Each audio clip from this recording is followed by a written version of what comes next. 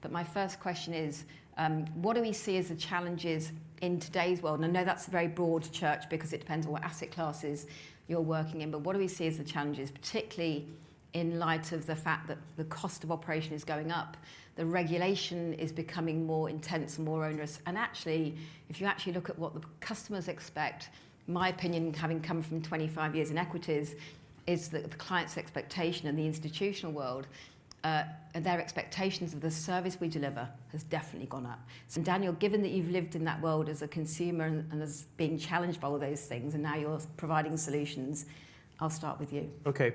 I think OTC derivatives are a case in point because they are particularly painful in terms of post-trade.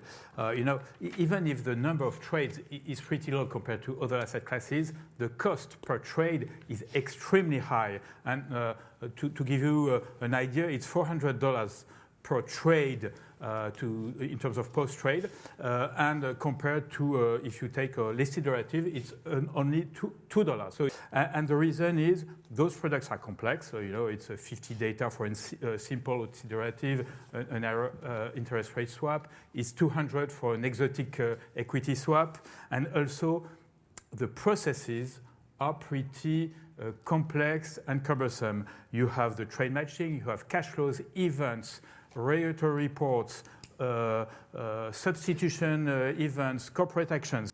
And the icing on the cake, particularly for OTC derivatives, is regulation.